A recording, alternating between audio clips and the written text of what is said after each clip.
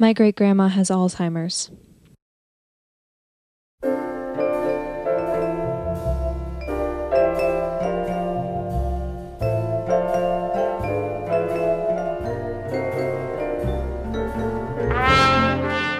I don't know my great-grandmother very well. Inez Gertrude Tudor was born September 23, 1916. She became Inez Gertrude Koch when she married my great-grandpa, Glenn Koch, in 1939. Together, they had 4 children: Everett, Helen, Roger, and Donald. My grandmother is Helen, their only daughter.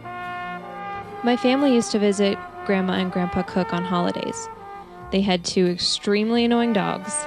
Their house was full of antiques, and that's really all I know.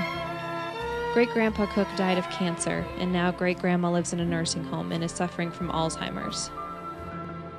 Alzheimer's disease usually starts with slight memory loss and confusion, but it eventually leads to irreversible mental impairment that destroys a person's ability to remember, reason, learn, and imagine.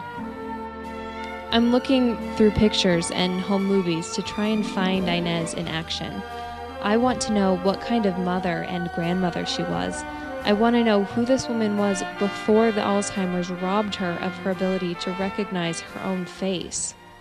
A person with Alzheimer's may repeat things over and over, forget conversations or appointments, routinely misplace things, or putting those objects in weird, illogical locations.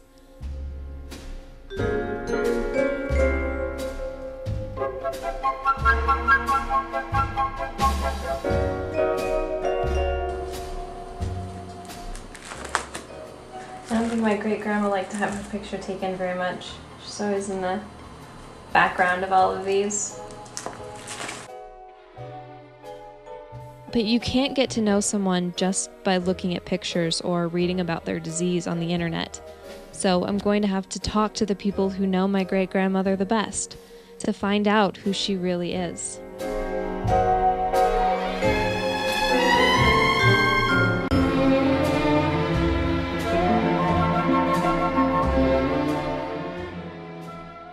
We would pick up the pick the apples and eat them, and Grandpa would always say, "You're gonna get a stomachache if you eat those green apples."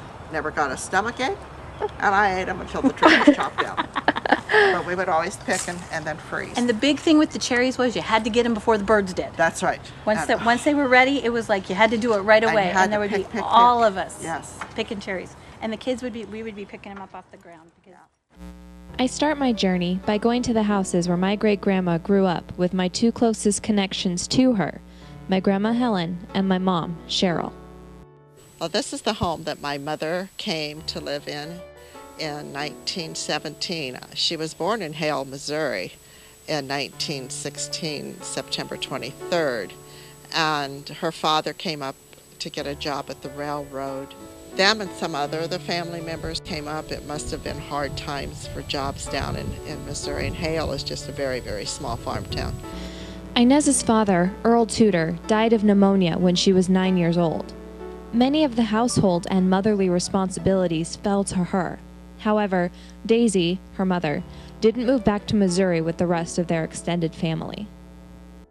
He told Grandma that he didn't want her to sell the house, so she was to stay here and raise the kids, and she did. This house is pretty unusual because not only did my great-grandmother live in this house, but my grandmother grew up in this house. You live next door. Grandpa and Grandma were married in the living room on September 23rd, 1939, on her 23rd birthday. And they found a home on 66th and Ballard. What do you want to say, across the alley Across from the alley, yeah. Grandma. And within the next year, the house across the street here, my parents were able to buy that. And as a stay-at-home mom, Inez always cooked and baked for her family. And then as we come home, she'd always have hot cookies to eat. She loved to bake and can, and she sewed a lot of clothes. Quilts. She taught me how to quilt. Yes. I spent one summer down here, and it was all made out of gingham checks.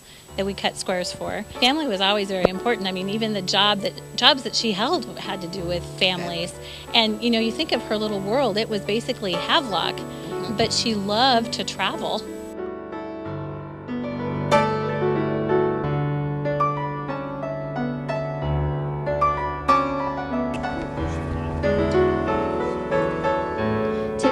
Due to her Alzheimer's, my great-grandma's only travel is up and down the halls of the Waverly Care Center, which is her new home. Every day, my grandma Helen goes to visit her. Helen's brothers live some distance away and are unable to make it back often to visit their ailing mother. It seems to be a trend in my family. The women are the caretakers, and Inez was no exception when her mother, Daisy, moved in with them when my grandma was 12. Helen's children, Inez's grandchildren, Jeanette, Rick, and Cheryl, all had very happy memories of their grandma. She loved Christmas. Yeah, she made the candy cane cookies and the little green Christmas trees. And their Christmas tree, I mean, it was like every ornament that they had would be on that tree. And all different colored garland. And oh, yeah. I remember the garland. But growing up through the Depression really affected the way Inez viewed her world. I think she was, in some ways, she was a hoarder. I mean, she was always, we'll need that, we'll need it for the winter time. You know, she'd always say that, we're going to get all this stuff and because we'll eat it this winter. But there were times, I mean, like when they moved out of their house, they had so much food that was never, or had gone bad, or. But I think if you needed one loaf of bread, you might as well have 10 in the freezer. Although my great-grandma may indeed have been a hoarder, she would never have been considered greedy or selfish. You know, it was, no matter what anybody needed, she'd try to help out. She would. Love to camp. Do you guys go camping with her ever? All the time. We'd leave like on Friday night. Yep. All summer long. So. Our parents must have really liked that. Leave Friday and come back Sunday. Even their spouses, Doug, Robin, and Chuck, had fond memories of their time with Inez. Grandma likes to tell a story about how when Ben was born, and frankly I actually don't remember actually doing this, but when Ben had been born, I'm coming across the lawn to tell him that Ben had been born, and she had just gotten up and wasn't dressed yet, and I was coming across the yard, so she was quick trying to get her clothes on. And she tells this story all the time, and I really don't remember it actually happening.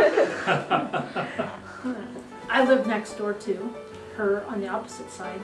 She owned 3 houses in a row. We lived there till my son was 5 or 4, and we played ball outside all the time, and they would always come out and sit in their chairs under the apple tree and talk with us and visit it and watch us, and we had a fun time.